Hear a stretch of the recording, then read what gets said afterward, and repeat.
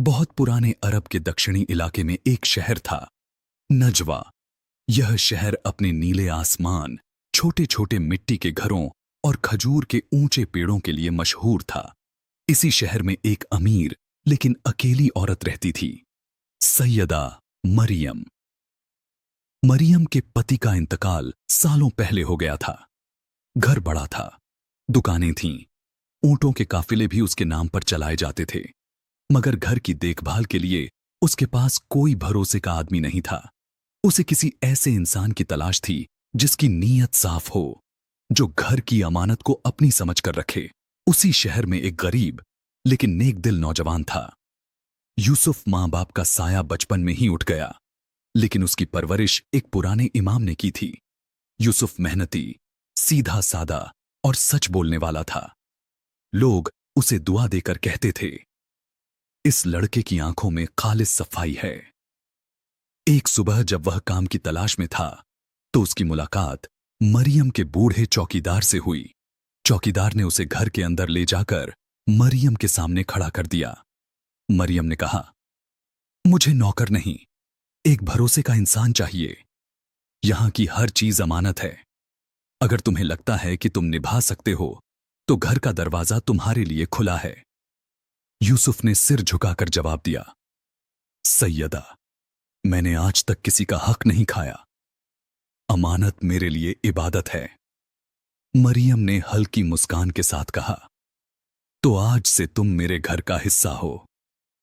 यूसुफ का दिन फज्र की अजान से शुरू होता। वह आंगन साफ करता, ऊंटों के अस्तबल में पानी भरता और मरियम के लिए खजूर व दूध तैयार करता। धीरे धीरे मरियम को उस पर पूरा भरोसा हो गया। एक दिन शहर के बाजार में यूसुफ सामान खरीद रहा था। दुकानदार ने गलती से उसे सोने के 2 दिरहम ज्यादा लौटा दिए। जब यूसुफ ने पैसे गिने तो क्षण भर के लिए सोचा, इन दिरहम से घर का राशन आ सकता है। लेकिन अगले ही सांस में उसकी रूह ने टोका, जो चीज तुम्हारी नहीं वह घर में एक रात भी नहीं रह सकती। वह तुरंत बाजार लौटा, दुकानदार को दिरहम लौटाए। दुकानदार हैरान था, लड़के, इतनी ईमानदारी आजकल कौन दिखाता है? यूसुफ ने सिर झुकाकर कहा, गलत चीज घर तक पहुंच भी जाए तो बरकत चली जाती है। उस दिन पूरे बाजार में यूसुफ की ईमानदारी की चर्चा फैल गई। कुछ महीनों बाद मरियम अचानक बीमार पड़ गई। तेज बुखार, कमजोरी और बेचैनी। घर की सारी जिम्मेदारी यूसुफ पर आ गई। वह रात भर जागकर मरियम के लिए दवाइयां लाता, पानी बदलता, दुआ करता और घर भी संभालता। मरियम यह सब देखती तो उसकी आंखें नम हो जातीं। एक रात जब मरियम की हालत ज्यादा खराब थी, उन्होंने यूसुफ से कहा, बेटा, तुम चाहो तो मेरे खजाने से कुछ ले सकते हो। तुम्हारी ईमानदारी का हक है। यूसुफ की आंखों में हैरानी और दुख दोनों थे। वह बोला, सैयदा, बीमार इंसान की हालत में उसके खजाने को देखना खयानत है। मेरी अमानत यह घर नहीं, आपकी इज्जत है। मरियम की आंखों से आंसू बह निकले। उसे समझ आ गया कि उसने दुनिया का सच्चा इंसान पा लिया है। एक दिन शहर में अफवाह फैल गई कि मरियम के पुराने रिश्तेदार उसकी जायदाद हथियाने आने वाले हैं। वे मरियम पर दबाव डालकर खत लिखवाना चाहते थे। रात में वे लोग चुपचाप घर में घुस आए।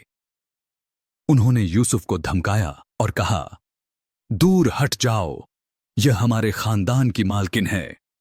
यूसुफ ने पूरे हौसले से जवाब दिया, खानदान खून से नहीं, नीयत से बनता है, और मरियम की नीयत में तुम लोग फिट नहीं बैठते। उसने अकेले ही उन्हें रोकने की कोशिश की। शोर सुनकर पड़ोसी मदद को आए और उन रिश्तेदारों को बाहर भगा दिया। मरियम ने उसी रात यूसुफ का हाथ पकड़ा और कहा, आज तुमने साबित कर दिया कि अमानत सिर्फ चीजों की नहीं होती, कभी कभी लोगों की जान भी अमानत होती है। कुछ महीनों बाद मरियम बिल्कुल ठीक हो गई। उसने यूसुफ को बुलाया और कहा, मैं तुम्हें अपना बेटा बनाना चाहती हूं। आज से यह घर, यह कारोबार और यह इज्जत सब तुम्हारी अमानत हैं। यूसुफ की आंखों में आंसू भर आए। उसने कहा, मैं नौकर था, नौकर ही रहूंगा, मगर आपकी अमानत का रखवाला बनकर। धीरे धीरे दोनों की जिंदगी में सुकून लौट आया। यूसुफ की ईमानदारी और मरियम के भरोसे की मिसाल नजवा के हर घर में दी जाने लगी।